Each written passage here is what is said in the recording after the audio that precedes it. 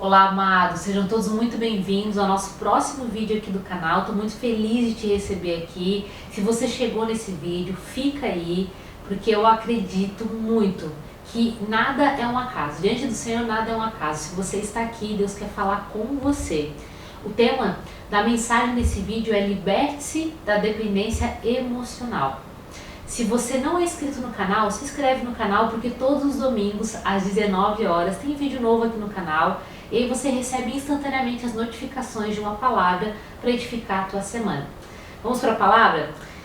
A palavra que vai dar o norte para a nossa mensagem encontra-se lá em Atos 3, que fala sobre a cura de um mendigo aleijado. Eu quero compartilhar primeiro essa palavra e em seguida trazer aquilo que o Senhor ministrou ao meu coração. Diz o seguinte, tá? Atos 3, do versículo 1 até o versículo 9 nós vamos ler, tá bom? Até o versículo 10. Diz assim: certo dia, Pedro e João estavam subindo ao templo na hora da oração às 3 horas da tarde. Um aleijado de nascença estava sendo levado para a porta do templo chamada Formosa. Ali era colocado todos os dias para pedir esmolas aos que entravam no templo. Ao ver que Pedro e João iam entrar no pátio do templo, pediu-lhes esmola. Pedro e João olharam bem para ele e então Pedro disse: olhe para nós. O homem olhou com atenção para eles, esperando receber alguma coisa. Pedro disse: não tenho prata nem ouro, mas o que eu tenho dou a você. Em nome de Jesus Cristo Nazareno, ande. Segurando-o pela mão direita, ajudou a levantar-se e imediatamente os pés e os tornozelos do homem ficaram firmes. Deu um salto, pôs-se em pé e começou a andar. Depois entrou com eles no pátio do templo, andando, saltando e louvando a Deus. Quando todo o povo viu andar e louvar a Deus, reconheceu que ele era o mesmo homem que costumava mendigar sentado à porta do templo chamada Formosa. Todos ficaram perplexos e muito admirados com o que lhe tinha acontecido. Feche os teus olhos. Querido Deus, em nome de Jesus, Pai, nós consagramos essa palavra a Ti. Deus, eu oro para que o Senhor venha ministrar aos nossos corações, que o Senhor utilize dessa semente, Deus, e que o Senhor multiplique essa semente por 30, 60 e 100 por 1. Encontra, Pai, corações, Deus, férteis, terras férteis, Deus, onde essa semente ela pode ser propagada, onde ela pode ser regada, tratada e também possa gerar frutos para que a partir de nós, Pai, outras pessoas possam conhecer a Ti, Deus. Em nome de Jesus, Pai, nós Te glorificamos e nós Te honramos. Amém, queridos? Eu já usei essa palavra para trazer alguma mensagem aqui para o YouTube também, mas o Senhor trouxe alguns outros pontos que eu não compartilhei naquela mensagem. E é interessante que quando nós lemos a palavra, para aquele período que nós estamos vivendo, o Senhor traz uma revelação. Mas depois o Senhor pode trazer outras revelações, porque a palavra rema, que é a palavra revelada, é quando nós lemos aquela palavra e o Senhor, a partir de um ponto, de uma vírgula, de uma palavra, um versículo, um capítulo, né? O Senhor ministra no nosso coração de uma forma diferente. E foi o que o Senhor trouxe para o meu coração e eu quero compartilhar com você aqui nessa palavra, tá? Entenda o seguinte: o primeiro ponto, falando sobre dependência emocional, é que muitas vezes, gente, a nossa limitação, e essa limitação aqui como um aleijado, ele tinha uma limitação física que impedia ele de fazer as coisas sozinho. É interessante aqui que a palavra fala que todos os dias esse aleijado ele era levado para o portão do templo. Ou seja, pessoas tinham que levar ele porque ele não tinha condição de se mover sozinho. E quando a gente traz para uma limitação emocional, por exemplo, ou algum outro tipo de limitação mesmo, mas que nós carregamos dentro da nossa alma, essa limitação, ela inibe que a gente caminhe sozinho, que a gente dependa exclusivamente de Deus. E essa limitação, ela nos torna dependente das pessoas. Sabe que quando a gente traz para o assunto do perdão, por exemplo, que eu tenho falado constantemente aqui, quando nós trazemos para o assunto do perdão e nós não perdoamos alguém, nós nos tornamos escravos daquela pessoa. Porque imagina, você viveu uma situação lá no passado, você carrega aquela mágoa, aquele ressentimento, você permite que cadeias elas comecem a travar a tua vida não vai para frente, tua vida sentimental não vai para frente, tua vida familiar não vai para frente, a vida financeira, a tua identidade você não tem clareza, os teus propósitos de vida, nada disso vai para frente, nada disso você consegue acessar. Por quê? Porque você não perdoou. E se eu não perdoo, eu me torno escravo daquela pessoa, ou seja, eu me torno dependente dela. É aquela condição, é aquela situação que eu vivi, é aquela pessoa que determina a minha vida. Então isso é muito forte, gente. A gente permite muitas vezes que outras pessoas elas tenham domínio sobre nós porque nós não perdoamos. Talvez a nossa limitação seja uma mágoa, um ressentimento, uma falta de perdão. A nossa limitação seja algum comportamento que nós ainda temos e que a gente sabe que aquele comportamento ele é maléfico, por exemplo. E a gente se torna muitas vezes dependente daquele comportamento. Ou tem gente que se torna até dependente de uma bebida alcoólica, dependente, né, da pornografia, dependente, gente, de um vício, dependente de alguma situação que ainda te aprisiona, dependente do açúcar, dependente do sedentarismo. Então você se coloca nesse lugar de migalhas para que as coisas e as pessoas elas conduzam a tua vida. Então, em vez de você viver a vida abundante que o Senhor tem para você, você decide e escolhe viver a migalha. Por quê? Porque você tem essa limitação e essa limitação ela te carrega. Essa limitação ela determina os lugares que você precisa estar. Então, o primeiro ponto é a gente entender o que limita a minha vida. Quais são as situações ou pessoas, que realidades eu vivi que ainda promove essa limitação e que me torna dependente das pessoas ou circunstâncias. Então esse é o primeiro ponto que a gente precisa verificar. Qual é essa limitação? Escreve aí no papel, qual é a limitação? É alguém que eu preciso perdoar? É alguma situação que eu preciso perdoar? É algum vício que eu tenho que me libertar? É algum ciclo que eu tenho que me afastar? Qual é a limitação? Segundo ponto é que, ao ver que Pedro e João iam entrar no pátio do templo, pediu-lhe esmola. Pedro e João olharam bem para ele. Pedro disse, olhe para nós. O homem olhou com atenção para eles, esperando receber alguma coisa. Segundo ponto que eu quero compartilhar com vocês é que muitas vezes, queridos, a gente se achega diante de Deus esperando receber alguma coisa. A gente espera a migalha, sabendo que o Senhor ele é o nosso Pai e que aquilo que Ele tem preparado para nós é uma vida onde os nossos olhos não viram, os nossos ouvidos não ouviram e nem chegou à nossa mente nem ao nosso coração. Mas a gente aceita as migalhas, por quê? Porque a gente não abre mão dessas migalhas, porque a gente não se posiciona. E aqui, esse mendigo, ele chegou ali esperando receber alguma coisa de Pedro e João. E às vezes a gente se achega diante do Senhor esperando receber dele alguma coisa. A gente, muitas vezes, durante as nossas orações, a gente chega diante do Senhor e quer muito que aquilo aconteça. Sabe? Às vezes a gente insiste para que aquilo aconteça e nem é o que o Senhor quer para nós. A gente espera que o Senhor faça aquilo. Eu lembro que nas situações que eu vivi anteriormente, né, eu pedia muito para o Senhor restituir ciclos de amizades, ciclos de relacionamentos na minha vida. Então eu estava esperando receber de Deus alguma coisa, enquanto o Senhor queria estabelecer algo novo para a minha história. E aqui fala que Pedro e João olharam bem para esse mendigo. E foi a mesma coisa que Jesus estava fazendo comigo.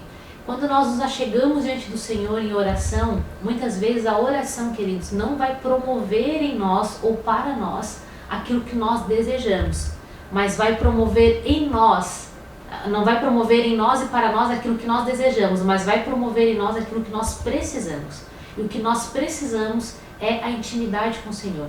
Esse tempo de intimidade com Deus, esse tempo de conexão, ou seja, de olhar nos olhos dele, que é o tempo no secreto, quando a gente tem intimidade com Deus, lê a sua palavra, tira um tempo para estar sozinho com Ele no nosso secreto.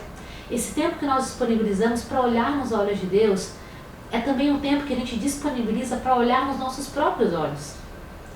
Aqui, por que essa palavra me chamou tanta atenção, de olhar no olho? Porque quando a gente olha nos olhos de alguém, a gente se conecta conosco, nós nos conectamos com a gente também. Então a gente não apenas vê o outro, dá atenção para o outro, enxerga a alma do outro, enxerga o outro além do que ele é, mas a gente também olha para nós, porque quando a gente olha nos olhos a gente se vê. E aí quando eu olhei isso aqui, o Senhor me revelou que quando a gente olha nos olhos dele, a gente não apenas conhece a Cristo, mas a gente conhece a nós mesmos, porque nós somos imagem e semelhança dele. E quanto mais distantes nós estamos dele, mais distantes nós estamos também de nós. Então, o que o Senhor nos convida hoje é para que a gente pare um tempo e a gente olhe nos olhos de Deus. Às vezes a gente chega esperando receber alguma coisa, mas isso vai ser uma isca do Senhor para que a gente possa olhar nos olhos dele. E por isso que eu falo que muitas vezes Deus não vai resolver aquele problema que você tem pedido para ele, ou vai entregar para você aquilo que você tem desejado, porque ele vai usar disso para te atrair. Então o Senhor não apenas quer resolver o problema, ele quer resolver a nossa vida. E por isso que você está lá insistindo em oração, clamando ao Senhor, mas enquanto você está ali com ele, você está olhando nos olhos dele e você descobre quem você é nele.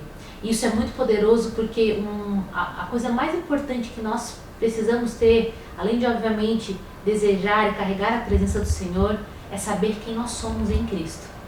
A clareza da nossa identidade em Deus, ela ativa o nosso propósito, ela estabelece limites, ela nos leva para novos posicionamentos, ela nos leva a romper barreiras e naturalmente, quando a gente sabe quem nós somos, automaticamente a gente já não aceita algumas situações da nossa vida.